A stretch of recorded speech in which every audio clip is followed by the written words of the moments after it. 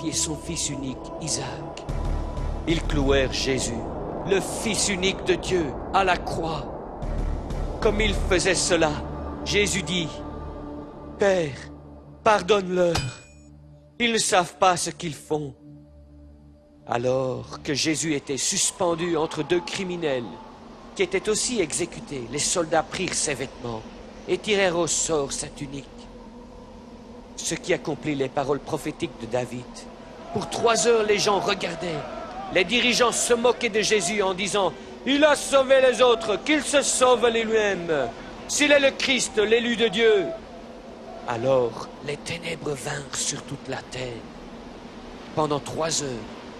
Et ainsi, les paroles des prophètes furent accomplies. Le Seigneur a pris les péchés de nous tous sur lui. Jésus s'écria d'une voix forte, « Mon Dieu, pourquoi m'as-tu abandonné ?» Sachant que tout était achevé, il accomplit l'écriture en disant, « J'ai soif. » Les soldats se moquaient de Jésus et lui offrirent du vinaigre en disant, « Si tu es le roi des Juifs, sauve-toi toi-même. » Jésus goûta au vinaigre et dit, « Tout est accompli. Père, je remets mon esprit entre tes mains. » Alors, il baissa sa tête et rendit l'esprit. Comme il mourait, le soleil s'obscurcit, et la terre trembla, et le voile du temple se déchira en deux, du haut jusqu'en bas. Et quand le capitaine romain en charge vit ce qui était arrivé, il dit, « Assurément cet homme était le Fils de Dieu. » Alors, les soldats vinrent et brisèrent les jambes des 2 voleurs qui étaient sur la croix à côté de Jésus. Mais lorsque les soldats virent que Jésus était déjà mort, ils ne brisèrent pas ses jambes. Mais un des soldats lui perça le côté avec une lance, et il y sortit du sang et de l'eau. Tout cela arriva afin que les Écritures soient accomplies.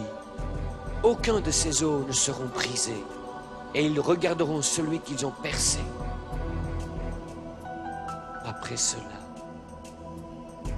2 croyants, Joseph et Nicodème, prirent le corps de Jésus, l'enveloppèrent d'un linge couvert de parfum et déposèrent son corps dans le tombeau.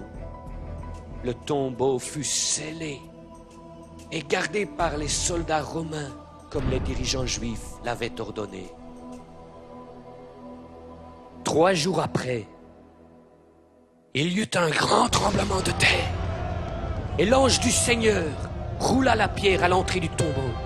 Effrayés, les soldats romains tremblaient et s'enfuirent. Quand ceux qui suivaient Jésus arrivèrent au tombeau et qu'ils virent que la pierre était déplacée, ils furent confus.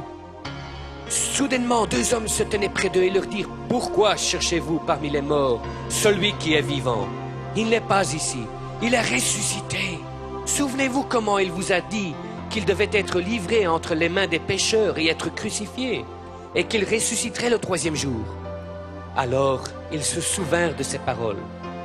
Le même jour, durant le soir, Jésus se présenta au milieu de ses disciples et leur dit, « La paix soit avec vous. » Mais ils furent effrayés, croyant voir un esprit.